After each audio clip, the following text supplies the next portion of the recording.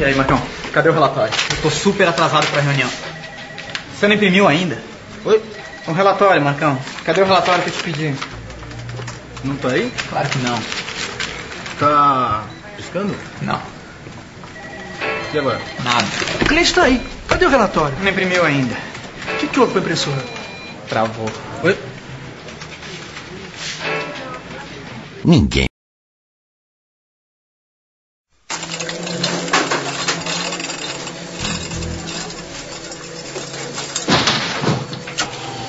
Dados vitais? Ok. Anestesia? Ok. Vamos começar. Preparar bisturi, pinça hemostática, tesoura, afastador, aspirador e compressas, ok? Ok? Oi? Ninguém fica mais esperto.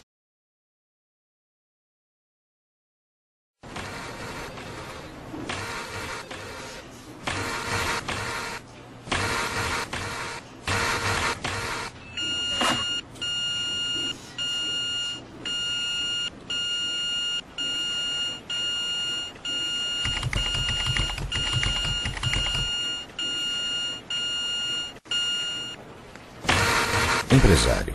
Para criar um programa de prevenção ao uso de drogas, acesse contradrogas.org.br.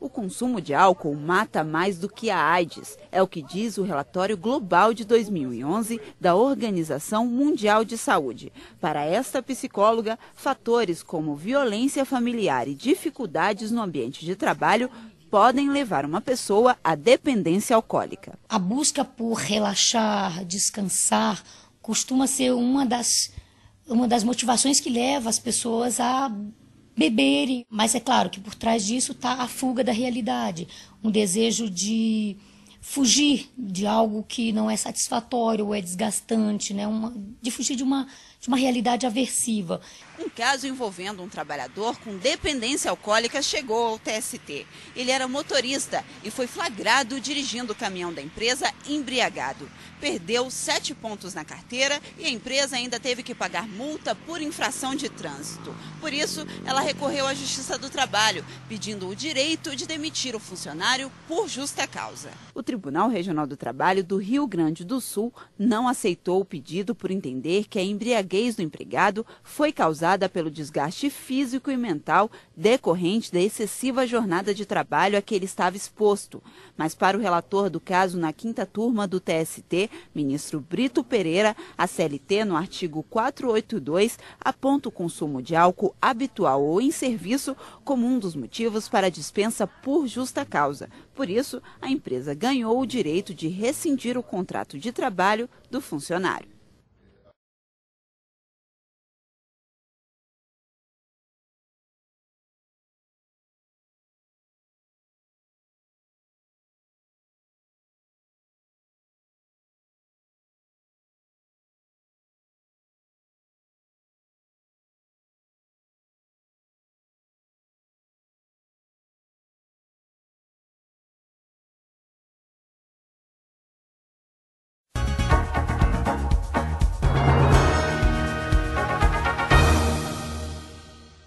Perdi relacionamentos, eu perdi minha profissão, perdi contato com meus filhos muitas vezes, porque quando eu usava eu me afastava deles. Eu perdi financeiramente muito dinheiro, eu perdi muita autoestima, eu perdi muitas coisas. Assim começa o relato deste ex-capitão do Exército. Depois de 18 anos dedicados ao serviço militar, ele foi reformado. O motivo da aposentadoria antecipada foi o consumo abusivo de drogas. A minha primeira droga foi cocaína, aspirada. Eu tive muito medo na primeira vez que usei, né? De ficar dependente logo de início. Passei um tempo sem usar depois, e depois comecei a usar esporadicamente, ou se pode-se dizer, socialmente. O que começou como uma brincadeira se transformou em vício. O ex-capitão não conseguia ficar sem usar drogas, nem mesmo dentro do quartel. Chegou um limite, um ponto que as pessoas percebiam, entendeu? Na fase mais aguda do vício, ele chegou a gastar 70% do salário com o consumo de drogas. O ex-capitão foi encaminhado para o tratamento com psicólogos do Exército, mas não adiantou. Foi então aposentado pelo serviço militar, época que ele se afundou mais ainda no mundo das drogas. Tinha dinheiro para usar e tempo livre para usar sem nenhuma cobrança. Esse tempo ocioso me fez muito mal, entendeu? E aí eu passei a usar mais. Segundo a ONU, há 200 milhões de usuários de drogas em todo o mundo. Só no Brasil, cerca de 900 mil pessoas usam cocaína. Vício que afeta as relações de trabalho. Só no ano passado, 125 mil pessoas foram afastadas pelo INSS por causa da dependência química. Rogério trabalha com usuários há mais de 20 anos. Segundo ele, a empresa pode ajudar o trabalhador a se recuperar do vício. A empresa pode, forçando de uma certa forma uma solução do problema, favorecer ao dependente, principalmente recomendando que ele procure tratamento. Nesse sentido, um paciente que não trabalhe, um paciente que tenha a mesma dependência, por uma pressão familiar, não venha a ingressar no tratamento. Por uma pressão da empresa, ele muitas vezes vem. Mas, em alguns casos, o dependente químico sofre com um preconceito ao invés de ajuda. Essa juíza da cidade de Ponte Nova, em Minas Gerais, julgou um processo que envolvia um usuário de crack. Para a julgadora, a empresa não poderia simplesmente dispensar o trabalhador e ignorar o estado de saúde dele. O dependente químico está doente. Ele não é ainda mais agora, a própria lei penal está mudando essa visão, né, do infrator, do criminoso. O dependente químico está doente.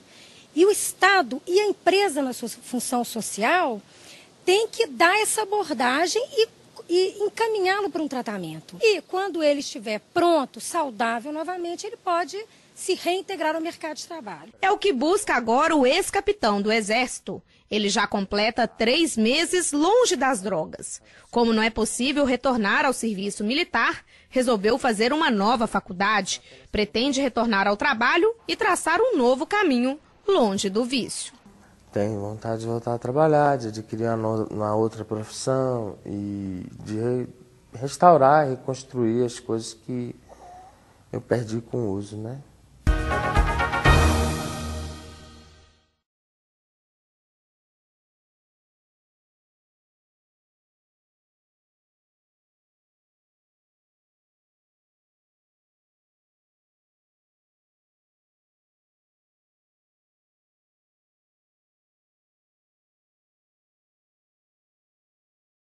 Você sabia que estudos apontam que, nos Estados Unidos e em países da Europa, 60 a 70% dos usuários de drogas ilícitas estão empregados? Que o tabagismo é a principal causa evitável de doença e morte no Brasil? Que só no Reino Unido, de 3 a 5% das ausências ao trabalho se devem ao álcool?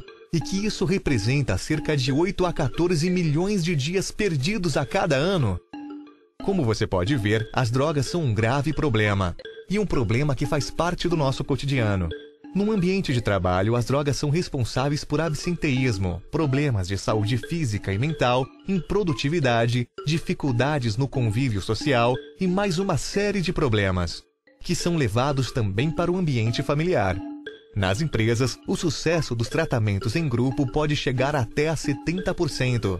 Mas mesmo com esses dados, o número de empresas que mantêm programas contínuos específicos para prevenção e tratamento dos seus colaboradores e familiares é mínimo.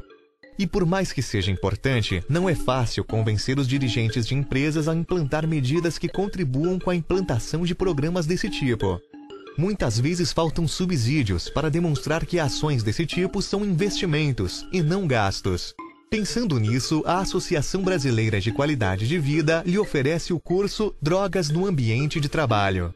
Nosso objetivo é fornecer de maneira prática mecanismos que contribuam com a criação e implementação desses programas, mostrando aos colaboradores as características, ocorrências e tratamento das principais drogas que estão presentes no ambiente de trabalho e como ajudar na recuperação destes usuários, através de ações, incentivo e campanhas na empresa.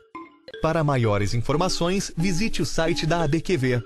www.abqv.com.br.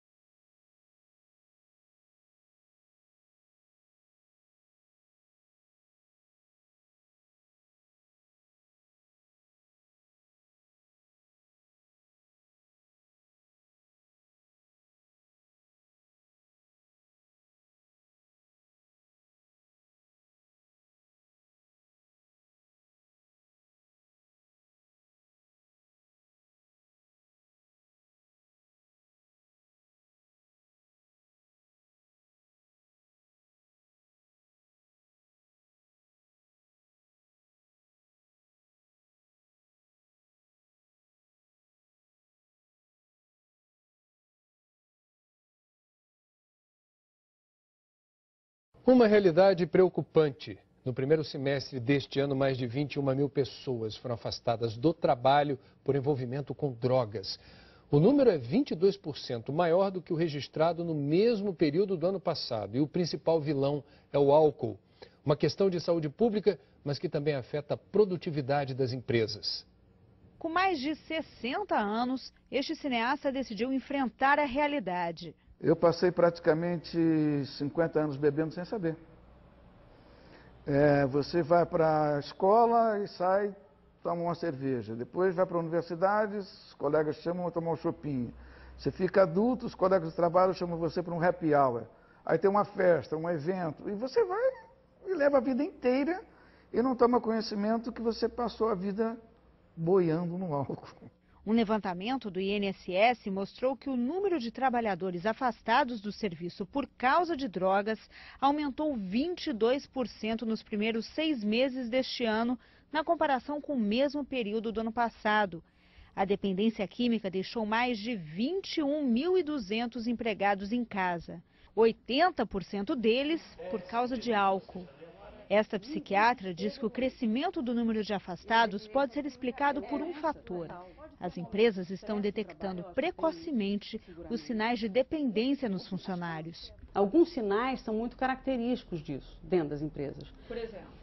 Por exemplo, o funcionário começar a chegar atrasado, começar a faltar muito na segunda-feira, isso é muito característico. Começar a tratar mal os clientes, uma mudança de comportamento marcante de um momento para o outro que vai se seguindo repetidamente. A dependência química é uma doença crônica que precisa de tratamento. No Brasil, as empresas estão cada vez mais alertas para enfrentar os problemas causados pelo abuso de álcool e drogas. Muitas já têm programas específicos para ajudar os funcionários a deixar o vício. Esta consultora diz que os trabalhadores que não se tratam significam prejuízo para a empresa. Ele é 1/3 menos produtivo do que a maioria dos funcionários, né?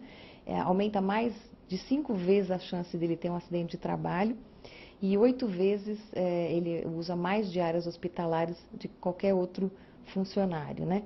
E acaba tendo mais licenças médicas, mais ou menos em 3 vezes mais do que outras doenças. Zoroastro procurou tratamento, ficou internado em clínicas e hoje frequenta com regularidade programas dos Alcoólicos Anônimos. Agora vai tirar da gaveta um projeto que já tem há 35 anos, fazer um longa-metragem sobre a história de Lampião. Recair é uma possibilidade, né? Mas eu acho um pouco difícil, porque eu me apliquei muito no tratamento, né? Eu acredito muito nessa nova realidade que eu estou vivendo.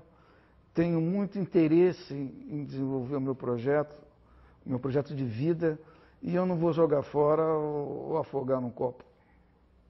Isso com certeza não.